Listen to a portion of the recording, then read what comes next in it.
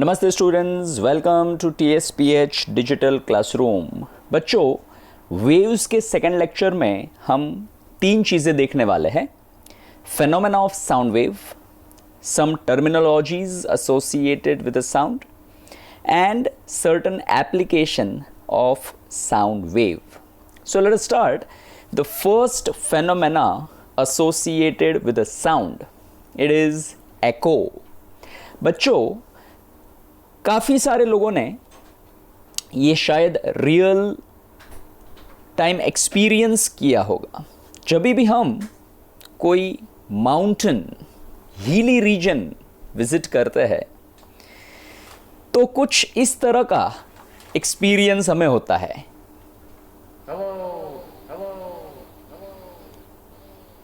Right? So hello word we can hear multiple times. So what exactly is happening? यहाँ से जो sound originate हो रहा है, that sound is going and it is striking the mountain, and after striking the mountain the wave is getting reflected और reflect होके एक बार सुनाई दे रहा है।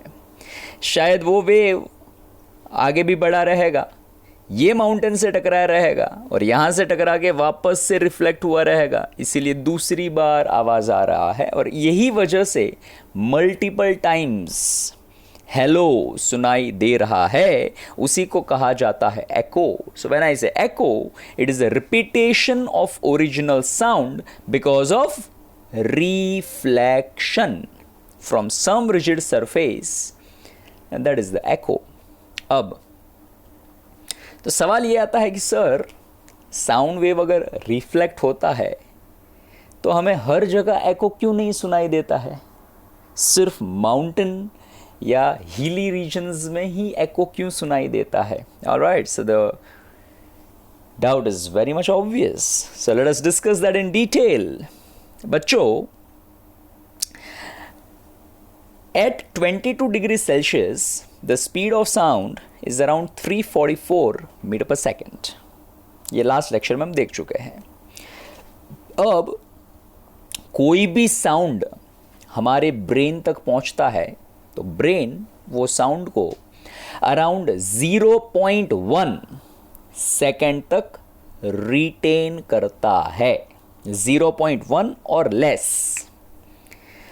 तो अगर हमें एको डिस्टिंक्टली सुनना है तो we must hear sound at an interval more than 0.1 second, तो ही हमें एको डिस्टिंक्टली सुनाई देगा। अगर 0.1 सेकेंड से कम टाइम में साउंड वापस आ गया तो हमारा ब्रेन दो साउंड को डिस्टिंक्टली आइडेंटिफाई नहीं कर पाएगा, हमें एक ही साउंड है ऐसा लगेगा। इसीलिए डिस्टिंक्ट एको सुनने के लिए वेव रिफ्लेक्ट होने के बाद 0.1 सेकेंड या उससे ज़्यादा टाइम के बाद हमारे कानों तक पहुंचना चाहिए, तो हमारा ब्रेन उसको डिस्टिंक्टली आइडेंटिफाई कर पाएगा।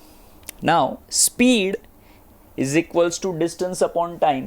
So, distance is equals to speed into time. The speed of sound is a 344 multiplied by 0.1 second के बाद में ही साउंड वापस आना चाहिए। मतलब 0.1 सेकेंड या उससे ज़्यादा टाइम के बाद ही साउंड अपने कानों तक पहुंचना चाहिए। Right? So this gives us 34.4 meter. That means this is the mountain, this is the person. मतलब साउंड को यहाँ से यहाँ और टकराने के बाद यहाँ से यहाँ, ये है total distance.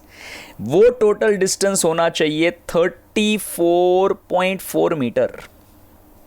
Right, I repeat, sound यहाँ से माउंटेन, टकराने के बाद माउंटेन से person, this is a 34.4 metre.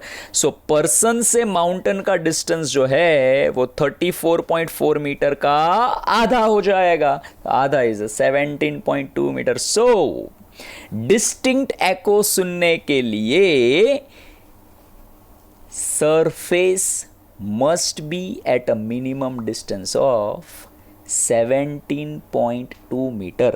Which surface? It is a reflecting surface. 17.2 meter दूर होना चाहिए तो ही हमें distinct echo सुनाई देगा, अदरवाइज नहीं सुनाई देगा. Alright, अब let us look at the second phenomena associated with the sound, reverberation. What exactly is a reverberation? So अगर reflecting surface हमें 14.2 आंसर मिला, उसको राउंड ऑफ करके थोड़ा सा ऊपर एंड अपर एंड पे लेकर मैंने 15 मीटर लिखा है यहाँ पे. अगर reflecting surface is less than 15 metre from the source of sound, then echo joins up with original sound. मतलब हमारा ब्रेन जब तक ओरिजिनल साउंड को इंटरप्रेट कर रहा था तब तक एको भी ओरिजिनल साउंड को ज्वाइन कर लेगा, है ना. सो हमारे ब्रेन को लगेगा कि भाई हमें एक ही साउंड कंटिन्यूअसली सुनाई दे रहा है, और एक ही साउंड का कंटिन्यूअसली सुनाई देना उसको कहा जाता है रेवर्बरेशन. तो कब हमें रेवर्बरेशन महसूस होएगा? जब रिफ्लेक्टिंग सरफेस 15 मीटर से कम रहेगा. तो जब तक ओरिजिनल साउंड को हमारा ब्रेन इंटरप्रेट करता रहेगा तब तक रिफ्लेक्टेड साउंड भी आ जाएगा. रिफ्लेक्टेड साउंड मतलब एको, राइट. और इसीलिए हमारे ब्रेन को लगेगा भाई एक ही साउंड कंटिन्यूअसली सुनाई दे रहा है, तो that is called as a reverberation. अब ये रेवर्बरेशन हम कहाँ पर महसूस कर सकते हैं? तो empty room, large theater not made as per the proper standard,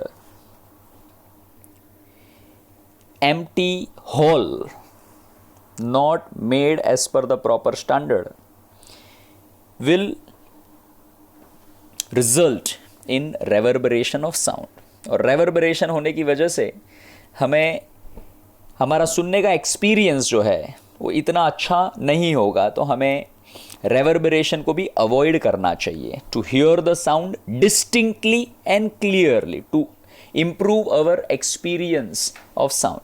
So what are the precautions to be taken to avoid the reverberation? So पहला precaution है walls and roof must be rough. जितना flat surface होएगा, flat smooth, उतना wave अच्छी तरह से reflect होएगा, और रिफ्लेक्शन की वजह से ये एको, रेवर्बरेशन, ये सब प्रॉब्लम्स आते हैं. वॉल को रफ रखेंगे तो रिफ्लेक्शन जो है वो कम से कम होएगा. दूसरा, यूज कर्टन्स. अब कर्टन्स की वजह से क्या होगा? कर्टन्स जो है it will absorb sound, so it will eliminate the reflection. तीसरा जो है, chairs and the wall surfaces are covered with a sound absorbing material.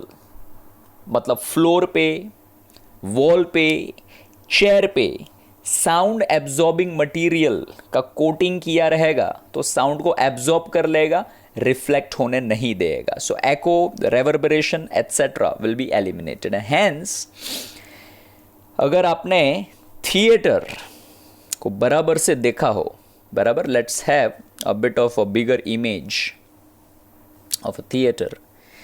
So wall पे अगर आप देखेंगे, वॉल पे, तो वॉल पे कोई ना कोई ऐसे मटेरियल की शीट्स लगाई हुई रहेगी. सो that is basically sound absorbing material. जो चेयर्स होती है, चेयर्स पहले के ज़माने में वुडन चेयर्स होती थी, अब आज के ज़माने में वुड के ऊपर स्पॉन्ज और सोफ़ा जैसा बनाया होता है. So that sponge is again a sound absorbing material. Floor अगर आप देखेंगे, फ्लोर, राइट, तो कोई भी थिएटर में आप देख लेना, फ्लोर कारपेट फ्लोर पे रखा ही रहेगा, कारपेट से उसको ढका ही रहेगा.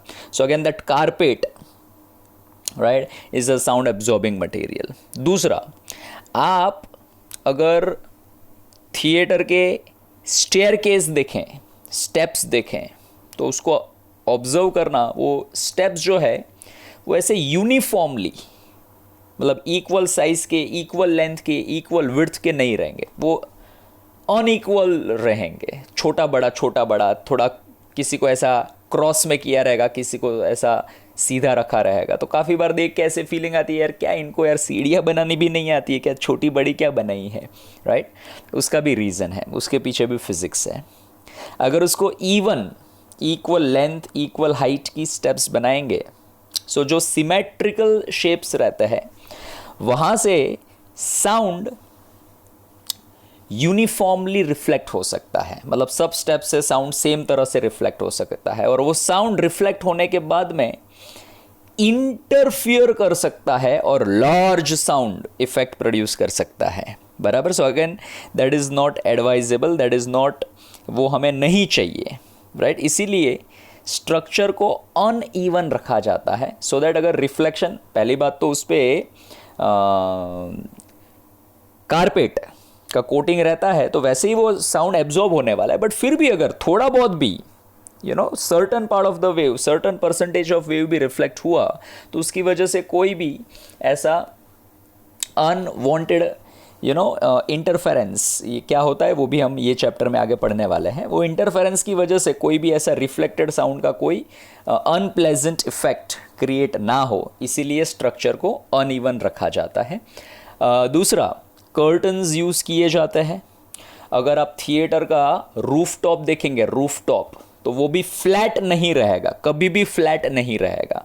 वहाँ पर भी कुछ ऐसा अनइवननेस या कुछ वुडन मटेरियल का कुछ तो ऊपर कोटिंग किया जाता है. So wood, carpet, sponge, these are like a sound absorbing material, right. So जो भी हम चीज़ें यहाँ पर स्टडी कर रहे हैं, that is a branch of physics which is dealing with a production, transmission and reception of sound, और बच्चों उसको कहा जाता है एकॉस्टिक. एंड द एकॉस्टिक्स का पहला application is the construction of cinema hall, theatre, auditorium etcetera. यहाँ पर एकॉस्टिक्स की वेरियस पैरामीटर्स को ध्यान में रखते हुए ये सारे ऑडिटोरियम्स और थिएटर क्रिएट किए जाते हैं. Now, second application of acoustic. This acoustics is heavily used in the medical domain. So need focus students, future में आप डॉक्टर्स वगैरह बनेंगे, so ये टेक्नोलॉजी और I would say physics somewhat real life application में आपको आएगा.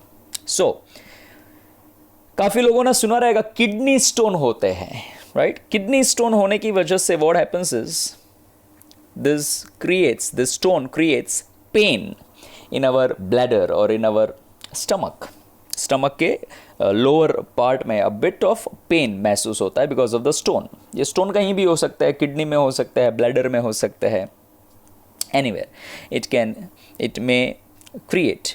अब तो ये stones अगर बड़े साइज के हो जाएं तो they won't be able to pass through this urinary tract, and because of that ये स्टोन यहाँ पर अटके रहेंगे और वो कंटिन्यूसली पेन देते रहेंगे, right.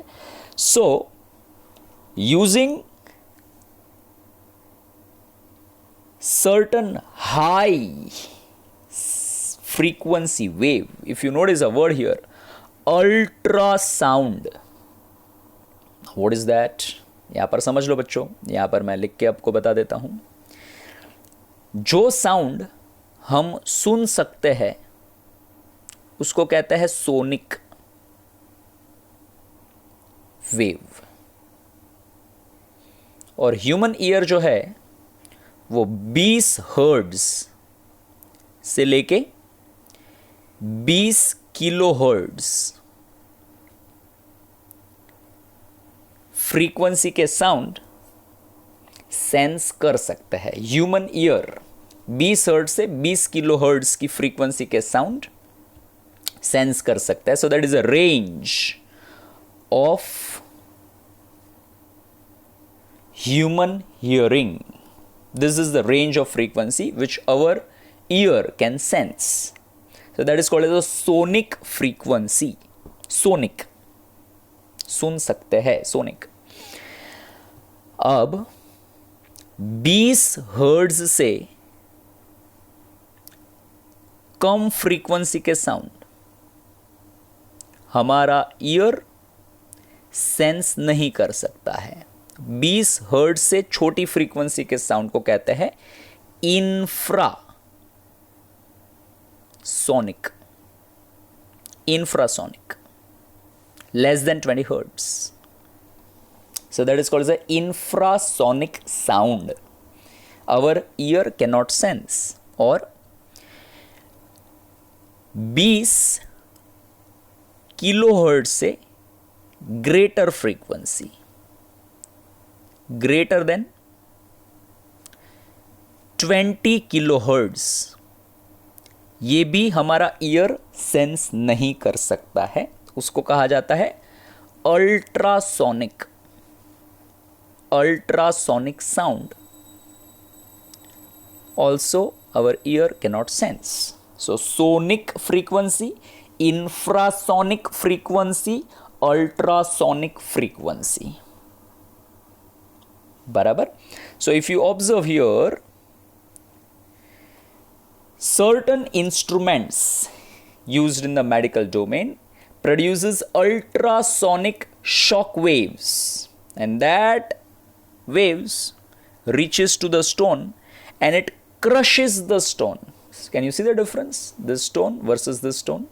And these small stones can easily pass through the urinary track, और यूरिन के माध्यम से वो सारे के सारे स्टोन्स निकल जाता है. So without surgery certain stones can be treated with the help of ultrasonic shock waves.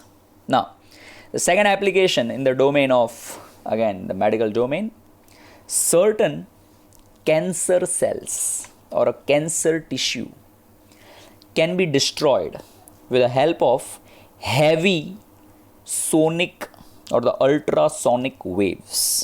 So certain cancerous treatment में सर्जरी वगैरह हो जाती है, केमोथेरेपी वगैरह हो जाती है, तो डॉक्टर उनको रेडिएशन प्रिस्क्राइब करते हैं. So that radiation is like a use of the ultrasonic waves to destroy the remaining cells, a cancerous cell or a tissue.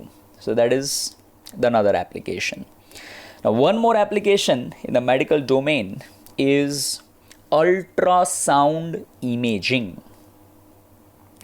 Instruments के मदद से जब भी फीमेल प्रेग्नेंट होते हैं, so to see the health condition of baby in the womb, ultrasound को ऐसा भेजा जाता है.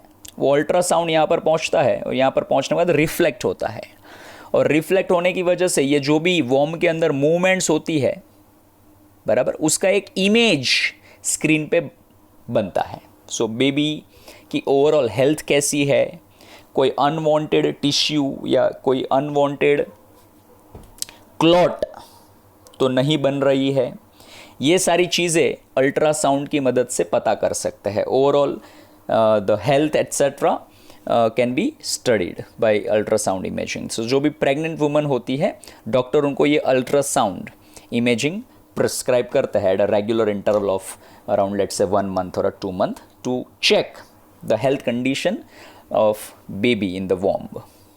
सो these are certain applications in the medical domain. Ultrasound imaging, destroy cancer cells or a tissue, breaking the kidney stones.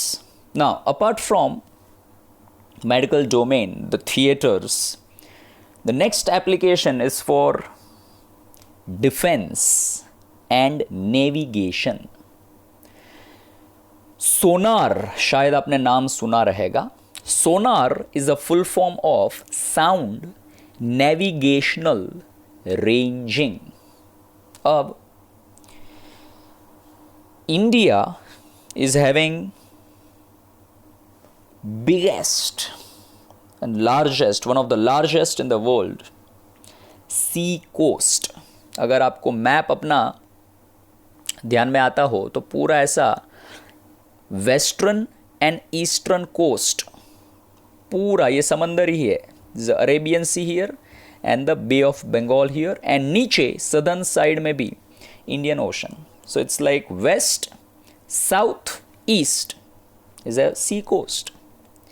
और हमारे आजू बाजू में दुश्मनों की तो कोई कमी नहीं है। तो इतने बड़े कोस्टल रीजन को या कोस्टल बॉर्डर को हम सिक्योर कैसे करें? सो अपने इंडियन नेवी के शिप्स कंटिन्यूअसली पहरा देते रहते हैं।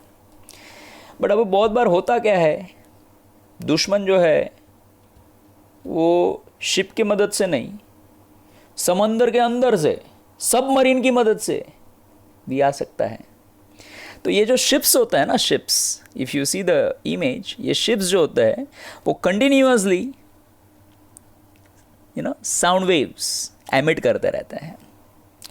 अब ये साउंड ऐसे नीचे नीचे नीचे जाएंगे और जो सी बेड होता है, सी बेड मतलब जहाँ पर पानी एकदम अर्थ के साथ कांटेक्ट में आ जाए, उसको बोलते हैं सी बेड, बराबर। ऐसे समंदर जो होता है, समंदर, उस समंदर के नीचे, यहाँ पर तो जमीन ही है ना एकदम नीचे, तो उसको बोलते हैं सी बेड। सी बेड से साउंड टकराता है और रिसीव होता है, तो कंटिन्यूअसली ये प्रोसेस चलती रहती है। तो साउंड जाएगा और कुछ टाइम के बाद में रिफ्लेक्ट होकर वापस आएगा, तो समझ में आता है भाई सी बेड से टकरा रहा है। अब कभी भी दुश्मन की कोई सबमरीन या कोई ऐसा हैवी ऑब्जेक्ट आया तो साउंड इफ़ यू सी पहले ही उसको टकरा के रिफ्लेक्ट होके आ जाएगा। मतलब जो नॉर्मल टाइम लगता था सी बेड से टकरा के आने में, अगर ऐसा कोई दुश्मन का सबमरीन या ऐसा कोई भी ऑब्जेक्ट आ गया तो साउंड टकरा करके फटक से जल्दी वापस आ जाएगा। तो हमें समझ में आएगा कि भाई नीचे कोई तो गड़बड़ है। अब काफ़ी लोग को ऐसा भी माइंड में आएगा, सर फिश भी तो रहती है, टॉर्टॉय या अदर क्रिएचर भी तो रहते हैं, क्रीचर्स रहते हैं जो तैरते रहते हैं, उसको टकरा के भी साउंड रिफ्लेक्ट होके आ सकता है वापस। है बिल्कुल सही है, right.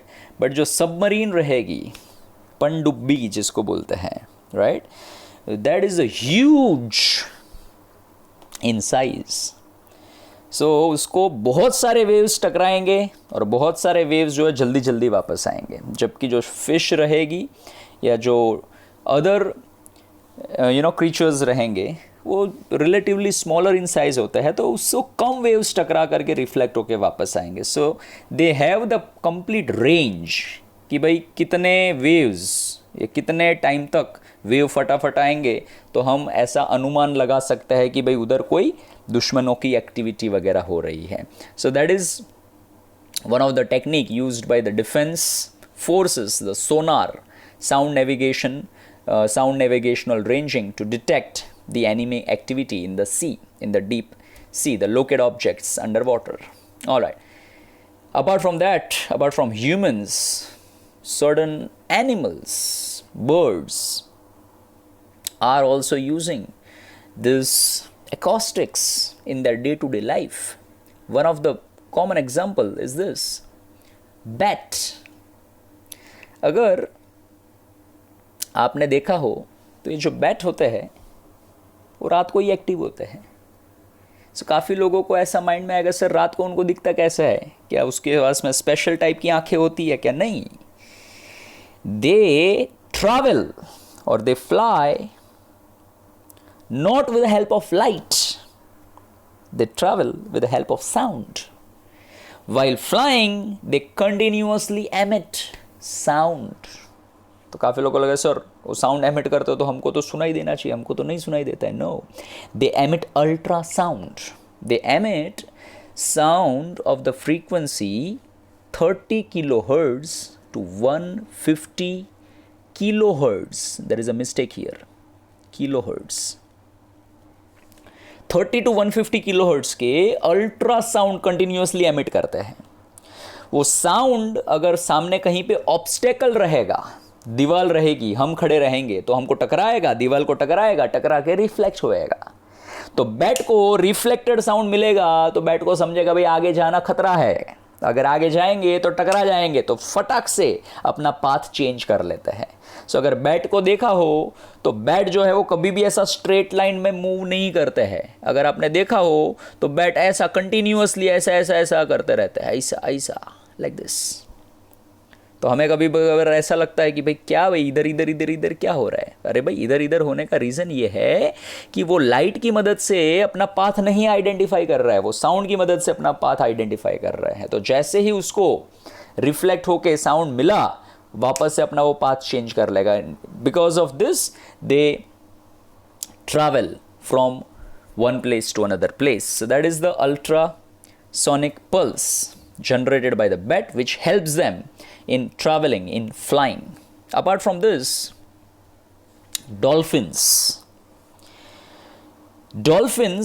also emit sound of the frequency of around 100 hertz, और उसको भी तैरने में ये साउंड जो है वो जाएगा और कहीं पे भी कुछ ऑब्स्टेकल रहेगा, फिश वगैरह कुछ भी रास्ते में रहेगी, वहाँ से टकरा के वापस आएगा तो डॉल्फिन को सेंस होगा कि भाई आगे कोई ऑब्स्टेकल है। So bat, dolphins, they use the sound to detect the obstacle. Now if you notice a word subsonic, तो जैसे हमने तीन चीज़ें देखी, सोनिक, इंफ्रासोनिक, अल्ट्रासोनिक, उसी तरह से वो फ्रीक्वेंसी के टर्म्स में था, अब वेलोसिटी के टर्म्स में सोनिक, सबसोनिक एंड सुपरसोनिक। ठीक है, this is for velocity. So sound की जो वेलोसिटी होती है around in air is like 330 metre per second, at room temperature is 340 metre per second. So that is called as a sonic. Velocity of sound is a sonic. Barabar. Now the wave which travels with a velocity less than the velocity of sound is called as a subsonic. Subsonic मतलब sound की velocity से कम. And the waves which travels with a velocity greater than velocity of sound is called as a supersonic. Supersonic is a velocity greater than velocity of sound, right? So जो fighter jets होते हैं, fighter jets travels with a velocity greater than the velocity of sound, so that is called as a supersonic speed, supersonic velocity. बराबर. अब वापस इधर आते हैं. Now, so these are certain use, the applications of the sound by humans and by other animals or the birds. Now let's focus on the second topic for the today's session, the quality of sound. पहला, pitch and frequency. अब pitch का basically मतलब होता है sharpness और shrillness of sound. It's called as a pitch. Pitch is a qualitative term. Qualitative का मतलब होता है pitch is based on human perception. मतलब हमारा ब्रेन किस तरह से साउंड को सेंस करता है उसके हिसाब से पिच को हम पिच शार्प है कि श्रिल है ऐसे क्लासिफाई करता है. पिच को मेजर नहीं कर सकते. It is a qualitative, it is based on our perception, the human perception. अब पिच की जो मेजरेबल क्वांटिटी है उसका नाम है frequency. So frequency can be measured. It is a quantitative term और फ्रीक्वेंसी का मतलब होता है number of waves per unit time. So pitch and frequency are similar terms but not the same. Pitch is a qualitative term, frequency is a quantitative term. Pitch is based on human perception, frequency is based on how many waves are reaching a particular point in a unit time. Okay, so frequency can be measured. So high frequency sounds are sharper. High frequency मतलब high pitch, और high pitch के जो sound होते हैं वो हमें sharp sensation देते हैं. Example, right? So this is called as a sharper sound. Sharpness है ये साउंड में, एकदम साउंड आया कि हम बैठे रहेंगे, हिल जाएंगे. किसका साउंड था ये? मॉस्किटो. सो मॉस्किटो जैसे ही हमारे कान के करीब आता है, उसके जो विंग्स होते हैं, विंग्स, वो कंटिन्यूअसली विंग ऑसिलेट करते रहते हैं, ऐसे ऊपर नीचे ऊपर नीचे. And that is the reason the mosquito can fly. So उसके विंग का जो ऊपर नीचे ऑसिलेशन करने का जो टेक्निक है, वो ऑसिलेशन की वजह से साउंड प्रोड्यूस होता है. That is how that mosquito produces sound. The wings of the mosquito produces sound, and that sound is a sharper. अभी जो हमने सुना, right? Apart from that, can you hear me now? Yes, sir. All right. So, first voice was a female voice. The second voice was of a male voice. And it is experimentally proven that the female voice is also sharper than the male voice. तो female का voice बहुत बार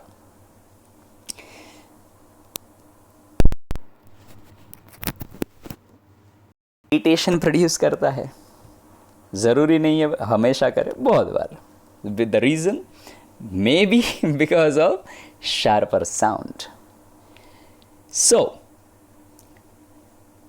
mosquito sounds is having a high pitch, and the high pitch sound need not be louder. Mosquito नज़दीक आएगा तो ही उसका sound सुनाई देगा, दूर रहेगा मॉस्किटो तो कोई साउंड नहीं सुनाई देगा. सो ज़रूरी नहीं है कि हाई पिच का साउंड लाउडर हो. Alright, so that is about the pitch and the frequency. Now the second, loudness and intensity. Human perception of strength of sound is called as a loudness. Again, the loudness is a qualitative term. मतलब it's purely based on human perception, whereas the intensity is a quantitative term. उसको measure कर सकते हैं, device की मदद से measure कर सकते हैं, उसको मैथमेटिकली लिख सकते हैं. सो इंटेंसिटी का मतलब होता है sound energy crossing per unit area per unit time. That is called the intensity. So loudness and intensity are the similar terms, but they are not same, they are different. Loudness is a qualitative, intensity is a quantitative. Loudness is based on human perception, intensity is based on the measurement, right? The sound energy crossing per unit area per unit time, that is the intensity. So let's have an example. Now before we have the example, this is one important statement I have written. The intensity is proportional to square of amplitude. Now from where this result is coming, बच्चों इसका भी derivation ये chapter में हम देखने वाले हैं, but for the time being कुछ लेक्चर्स के लिए इसको आप ध्यान में रखना. Intensity is directly proportional to square of amplitude. Now let's have an example. Alright, so this is the sound of lion. कितना भी दूर रहेंगे, 100 metre 200 metre 500 metre, lion roar करेगा तो हमें सुनाई देगा, बिकॉज द लायन का roaring of lion is the high intensity of sound. The loudness is high, loud sound है, हाई इंटेंसिटी का साउंड है. So that is the example and the difference between the loudness and the intensity. Alright, now moving on to the next, tone. When we say a tone, it is a single frequency of sound is called as a tone. एक particular frequency, let's say 256 hertz, 512 hertz, that is called as a tone.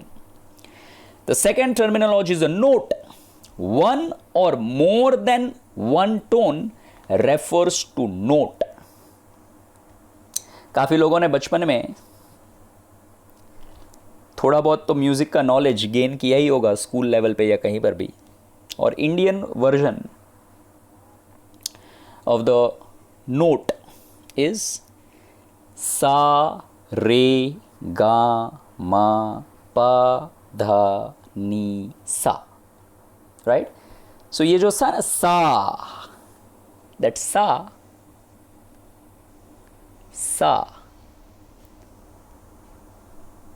ये जो सा हम बोलते हैं, it represents one particular frequency, 256 hertz, that is called as a sa. Re is another frequency, ga is another frequency, ma another frequency, sa re ga ma, right? Then pa da ni sa, last वाला जो सा है, it is this 512 hertz. So ये जो बीच में जो भी आया वो 256 और 512 हर्ट्ज के बीच की कोई ना कोई फ्रीक्वेंसीज रहेगी, दैट इज अ फिक्स्ड, उसकी वैल्यू फिक्स होती है। तो ये जो बन गया सा रे गा मा पा दा नी सा, that is the combination of 8 frequencies. कितनी फ्रीक्वेंसी हो गई ये? 8। यू काउंट, सा इज 1, रे सेकंड, गा थर्ड, मा फोर्थ, पा फिफ्थ, दा sixth, ni 7th, sa 8, right? So that is called as a note. क्या बोलते बच्चों उसको? Note. So sa re ga ma pa dha ni sa is a note, sa is a tone, re is a tone, right? So that is the difference between the tone and a note. ठीक है। अब timbre, mixture of tones and overtones decides quality of sound which is called as a timbre. Now see, tone क्या होता है वो हमने समझ लिया, अब overtone क्या होता है। So integral multiple of tone is called as a overtone। मतलब मान लो एक पर्टिकुलर फ्रीक्वेंसी है 100 hertz, so this is a tone. So 200 hertz, 300 hertz, 400 hertz, इसको कहेंगे ओवरटोन। मतलब 100 multiply by 2 is a 200, 100 multiply by 3 is a 300, 100 multiply by 4 is a 400। So integral multiple of tone is called as a overtone, right. तो कोई भी sound, जो भी human throat जो भी साउंड प्रोड्यूस करता है वो हमेशा मिक्सचर ऑफ फ्रीक्वेंसीज प्रोड्यूस करता है। मतलब अगर मैं जो भी बोल रहा हूं उसमें बहुत सारी मल्टीपल फ्रीक्वेंसीज इन्वॉल्व हैं, right? So that is a mixture. The mixture of a tone and overtone decides the quality. जितना टोन एंड ओवरटोन ज्यादा रहेगा, ज्यादा, उतना साउंड मेलोडियस लगेगा। कैसा लगेगा? मेलोडियस। और जितने टोन एंड ओवरटोन कम रहेंगे साउंड में, उतना साउंड का सेंसेशनल, इतना मजेदार नहीं होगा, ऐसा लगेगा फीका फीका है। तो बहुत बार आपने ऐसा म्यूजिक सुनते वक्त एक्सपीरियंस किया रह सकता है। कुछ ऐसे सिंगर्स होते हैं जिनका साउंड सुन के ऐसा लगता है अरे वाह क्या गाया है, you know, awesome. Like Shreya Ghoshal, Sonu Nigam, उनको सुनते हैं, अरिजीत सिंह, उनको सुनते तो ऐसा लगता है यार मज़ा आ गया, wow. Sound is melodious, it's having like a more tones and the overtones, the quality is good, right? So that quality, that is what the quality we are talking about, and that quality of sound का terminology है acoustics के terms में, जिसका नाम है timbre. So timbre basically decides the quality of sound, right? So we can identify our friend, the musical instruments etc. without looking at them is due to timbre, is due to quality of sound. सुने बिगर हम कह सकते हैं भाई ये guitar बज रहा है, you know, ये तबला बज रहा है, ये हारमोनियम बज रहा है, या व्हेन आई से sorry I made a mistake in a statement, सुने बिगर नहीं, देखे बिगर हम कह सकते हैं कि भाई हारमोनियम बज रहा है, गिटार बज रहा है, तबला बज रहा है। देखे बिगर हम कह सकते हैं कि भाई ये हितेश सर का साउंड है, ये प्रणव सर का साउंड है, ये परिमल सर का साउंड है। देखे बिगर हमें आइडेंटिफाई कर सकते हैं this is a male sound, this is a female sound. That is all because of a timbre, it's a quality of sound. Alright, now moving on to the very important topic of the today's lecture, intensity of sound. In SI unit, the intensity is measured in joule per meter square per second or watt per meter square, because intensity is nothing but energy per unit area per unit time. So this is a joule, area is a meter square, and a time is a second. So joule per meter square per second or watt per meter square, that is the SI unit. Threshold of hearing of human ear, what is the meaning? Threshold of hearing का मतलब है छोटी से छोटी intensity of sound जो हमारा year sense कर सकता है उसको कहता है threshold of hearing. You can hear my sound, you can hear my sound, you can hear my sound, you can hear my sound. Can you see the intensity is decreasing, और decrease होते होते कम से कम कौन सी intensity हमारा year sense कर सकता है उसको कहता है थ्रेशोल्ड ऑफ हियरिंग, जिसकी वैल्यू होती है 10⁻⁻12 वॉट पर मीटर स्क्वायर, जिसको I0 सिंबल दिया है बच्चों, वैल्यू याद रखना। Then threshold of pain of human ear is a 1 watt per meter square. What is the meaning of threshold of pain? Threshold of pain का मतलब है human ear को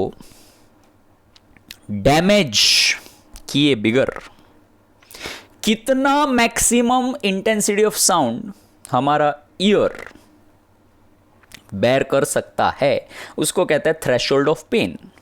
उसका वैल्यू होता है 1 वॉट पर मीटर स्क्वायर, मतलब 1 what per metre square या उससे कम इंटेंसिटी का साउंड आएगा तो कोई इशू नहीं है भाई, सब बराबर से चलेगा। बट अगर 1 वॉट पर मीटर स्क्वायर से ज्यादा इंटेंसिटी का साउंड आएगा then there is a danger of damage to our ear, तो that is called as a threshold of pen.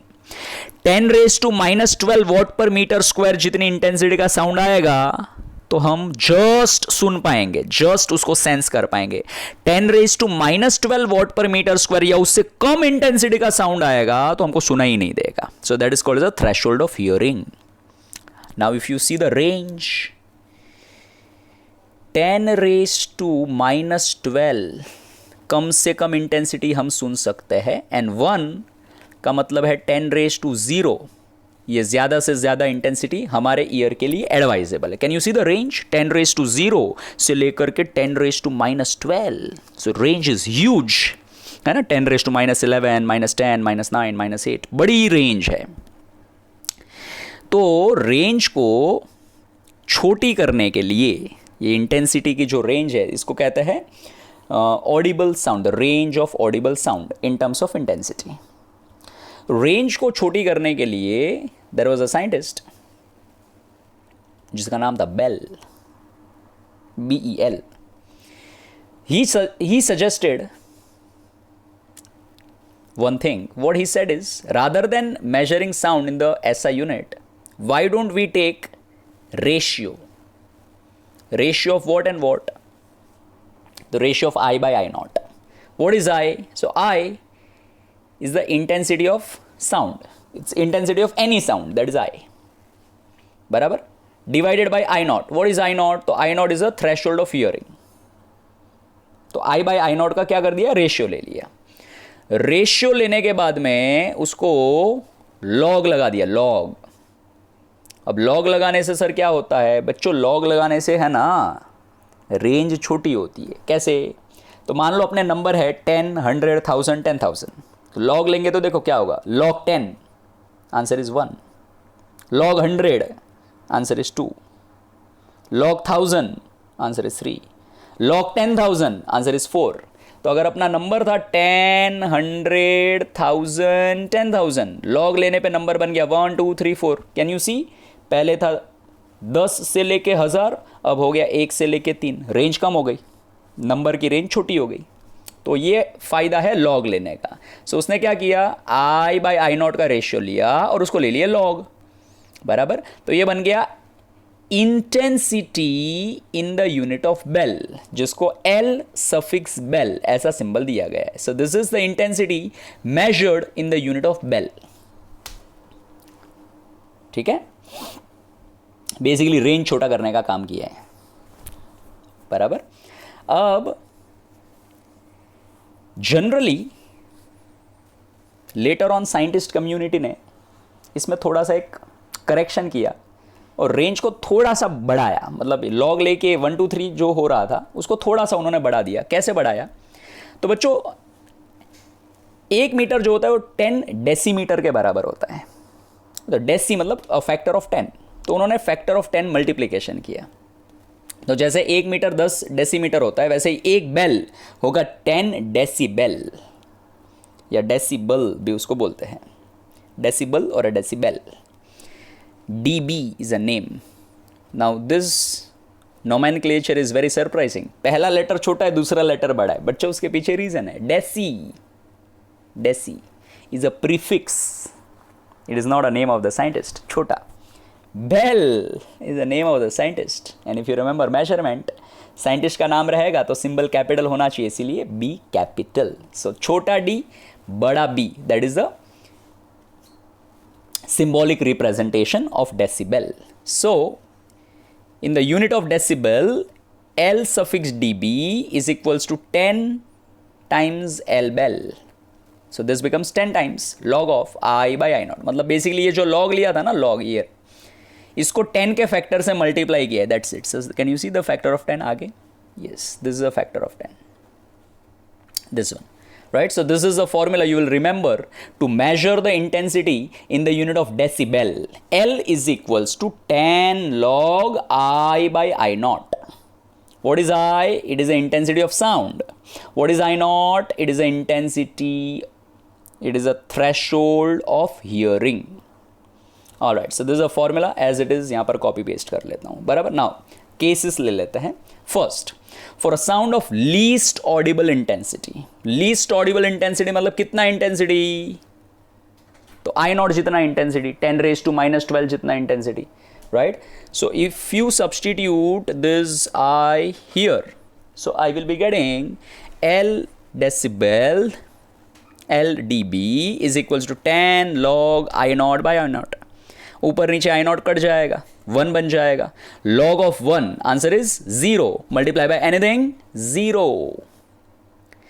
So sound of least audible intensity is equivalent to 0 decibel, 0 dB, right? Second, for the sound of 10 decibel, 10 decibel का sound, so let me substitute dB here, dB इधर substitute किया जाएगा। So I'll be getting 10 is equals to 10 log I by I naught, left and right 10 10 cut जाएगा, so 1 is equals to log of I by I naught.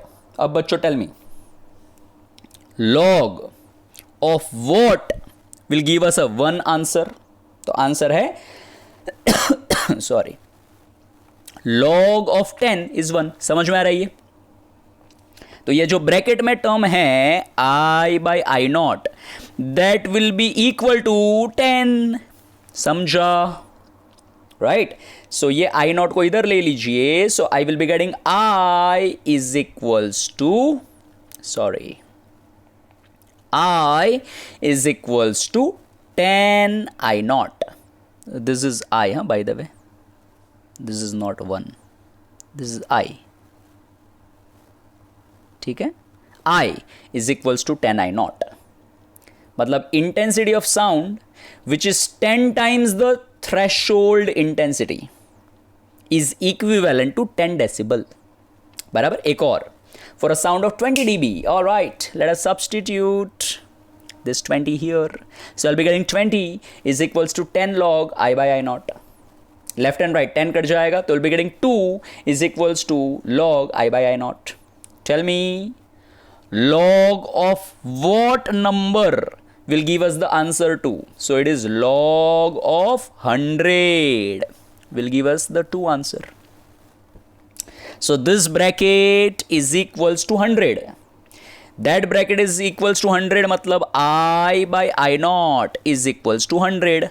I naught को shift करो right hand side में, so we will be getting I is equals to 100 I naught. All right, so let me substitute here. I is equals to 100 I naught. So if you see intensity 10 times, okay, by the way ये I था right, intensity 10 times audible intensity, threshold of hearing 10 times रहेगा, it is equivalent to 10 decibel. 100 times रहेगा तो it is equivalent to 20 decibel. So अगर यहाँ से generalize कर दूँ 1000 times 30 decibel बराबर 1 lakh times 40 decibel. समझा क्या? 1000 times 30 decibel, sorry 10,000 times 40 decibel, 1 lakh times 50 decibel, like that. So her 10 decibel का change is equivalent to 10 times intensity change.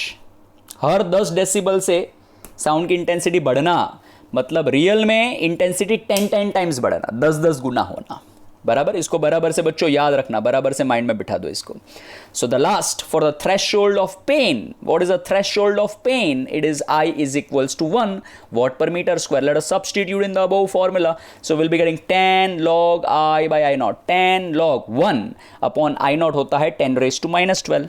ये 10 raised to minus 12 न्यूमरेटर में जाएगा तो बन जाएगा 10 log ऊपर जाके 10 raised to 12. log 10 raised to 12 का मतलब होता है 12 log 10. log 10 का वैल्यू इज 1, 12 आगे आ जाएगा, वो ये 10 के साथ मल्टीप्लाई होके बन जाएगा 120 डेसिबल. सो ह्यूमन हियरिंग का रेंज बन गया 0 डेसिबल से लेके 120 decibel. This is the range of human hearing, 0 dB से 120 dB. 0 dB से छोटा साउंड हमें सुनाई नहीं देता है, 120 dB से बड़ा साउंड, ज्यादा इंटेंसिटी का साउंड हमें सुनाई देगा, but it is not advisable, it may damage our hearing system. So this is a range and this is a very important conclusion. Loudness of 20 dB is felt double that of the 10 dB. ऐसा लगता है ना 10 dB का double 20 dB है ना, but real में ऐसा नहीं होता है बराबर. 10 dB का डबल 20 dB, बट रियल में उसकी इंटेंसिटी 10 टाइम्स हायर होती है, जो यहाँ पर हमने समझा. This is a 10 I naught, this is a 100 I naught, right. तो 10 dB का increment is 10 times increase in the intensity. All right, so this is kind of A table for your understanding. जब हम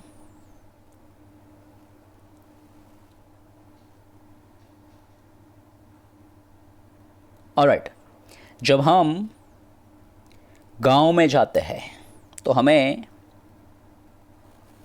ये pleasant sound लगते हैं. अकेले में रहना, झाड़ों का आवाज़, पानी जो बहता रहेगा उसका आवाज़, that is like a pleasant sound, right. एकदम शांति महसूस होती है हमें, right. This is fine, I mean it's not a big problem as such, but traffic signal पे पी पी पी पी पी लाइक अगर इंडस्ट्री में जाएं, बड़ी बड़ी फैक्ट्रीज में जाएं, वहाँ पे जो आवाज़ है झिन झिन झिन झिन झिन झिन झिन झिन आवाज़ चलता रहता है. It's like not a good, it's not, it's like a painful sound, right. Jet planes, if you see it's 150 dB and hence jet planes are not advisable to fly in the urban areas. कभी भी हमारे आसमान में jet plane आपको नहीं दिखेंगे. इस उसी तरह के एरिया में जेट प्लेन्स फ्लाई करते हैं जहाँ पे ह्यूमन पॉपुलेशंस वगैरह ना हो. तो जेट प्लेन्स हमारे एकदम नज़दीक फ्लाई नहीं करते, और करेंगे तो बहुत एकदम ज़्यादा ऊंचाई पे फ्लाई करेंगे, सो उसका साउंड हमारे तक ना पहुँचे, right. So that is like 150 decibel. Diwali में जो रस्सी बॉम्ब हम फोड़ते हैं, बड़ा सुतली बॉम्ब जो हम फोड़ते हैं, that is also like close to 100 decibel और so that is not a good comfortable sound, so painful sound. So it's a kind of the range to give you an idea about the loudness in decibel. All right, so that's it from the today's session. वापस हम मिलेंगे second part में, तब तक के लिए bye bye, नमस्ते.